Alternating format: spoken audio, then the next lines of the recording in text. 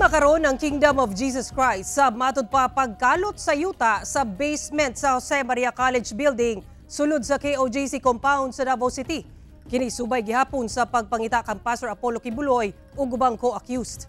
Atong saro ng detalye sa live report ni Jandy Esteban. Jandy.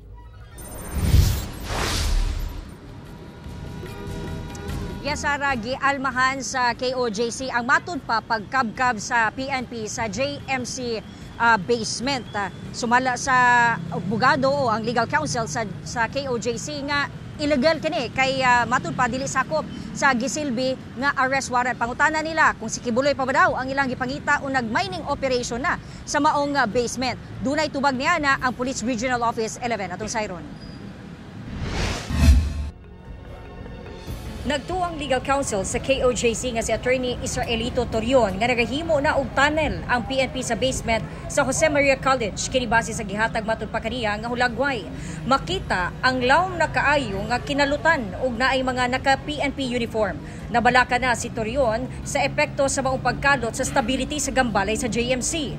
Gi-question ni Attorney Torion ang PNP kung sakop pa ba ni sa gina-serve nga arrest warrant o kung doon na ba'y reasonable belief o igong basihan ang PNP nga anaa sa compound si Kibuloy karong 11 kaadlaw na apan wala gihapoy nadakpan ang kapulisan.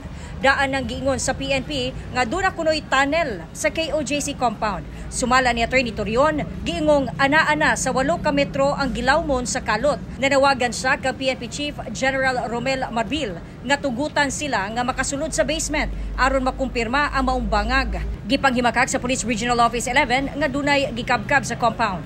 About sa digging na yan, allegation letter ni Attorney Torion yan that improve that.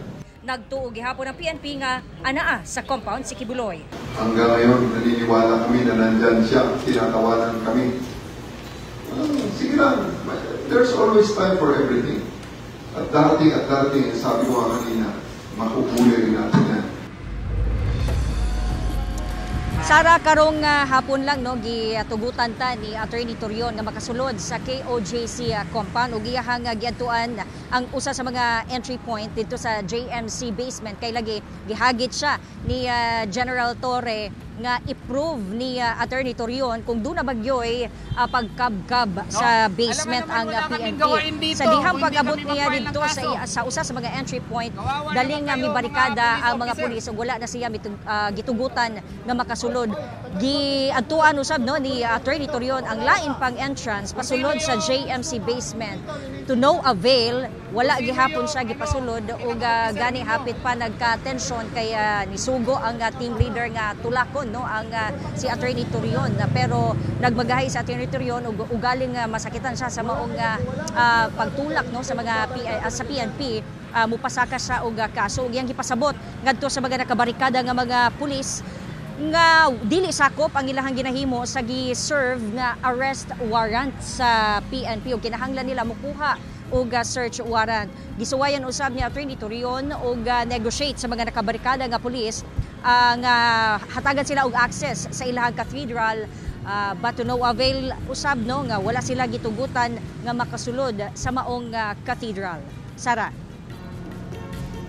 Okay, daghang salamat, Jandy Esteban.